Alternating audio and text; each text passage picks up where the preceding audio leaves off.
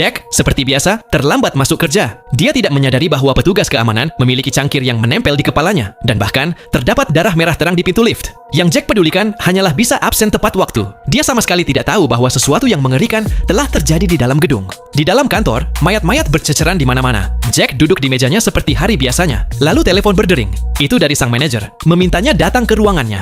Jack mengira ia akan dimarahi karena datang terlambat. Namun saat ia tiba, manajernya bertingkah aneh. Ia mencium aroma pensil tanpa henti. Jack melirik sekeliling dan melihat pemandangan mengerikan. Seorang karyawan tergeletak di dekatnya dengan tubuh penuh tusukan pensil. Sebelum Jack sempat bereaksi, tiba-tiba sang manajer yang telah berubah menjadi sesuatu yang tidak manusiawi melemparkannya keluar dari ruangan. Ketakutan, Jack bangkit dan mencoba berlari. Tetapi rekan-rekannya menatapnya dengan mata marah dan tak bernyawa. Jelas ada sesuatu yang salah. Mereka telah berubah menjadi zombie yang mengamuk. Jack segera berlari ke kantor lain untuk bersembunyi. Ia menutup jendela dan tetap diam.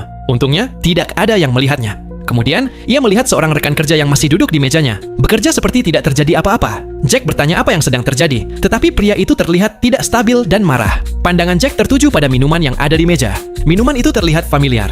Mungkinkah minuman itu penyebab semuanya?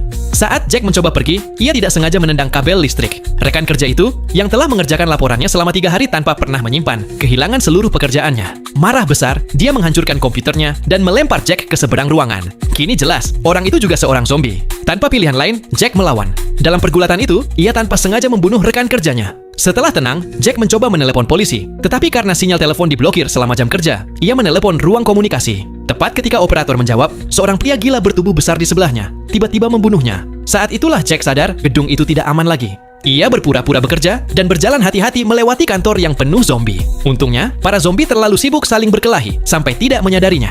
Jack berhasil mencapai tangga darurat dan hendak keluar dari gedung ketika tiba-tiba ia teringat bahwa pacarnya masih di dalam. Ia bergegas ke kantor pacarnya dan hendak membawanya pergi. Tetapi, tanpa sengaja ia menabrak minumannya. Pacarnya marah dan melempar Jack ke seberang ruangan. Namun sesaat kemudian, dia bertingkah seperti tidak terjadi apa-apa. Jack menyadari bahwa dia belum sepenuhnya berubah menjadi zombie. Mungkin karena dia belum menghabiskan minumannya. Berpikir cepat, Jack mengikat pacarnya ke sebuah troli dan mulai mendorongnya keluar gedung. Namun di lantai berikutnya, sekelompok zombie menyerangnya. Ia berlari ketakutan dan bersembunyi di sebuah ruangan terdekat. Di dalam, ia menemukan seorang rekan kerja yang juga belum berubah menjadi zombie. Setelah memastikan mereka berdua masih normal, mereka sepakat untuk kabur bersama. Mereka berhasil sampai ke lift, tetapi lift itu tiba-tiba jatuh dan berhenti bekerja. Rekannya yang pintar berkata bahwa mereka tidak berada terlalu tinggi, jadi mungkin mereka bisa kabur dengan memecahkan jendela. Jack mengambil sebuah printer dan menghantamkan ke kaca, tetapi kaca itu tidak pecah. Sebaliknya, aksi itu memicu sistem keamanan perusahaan. Saat itulah mereka sadar bahwa gedung tersebut milik perusahaan senjata. Seluruh struktur dilindungi sistem anti-teror canggih. Dalam hitungan detik, pelat baja tebal menutup semua pintu keluar.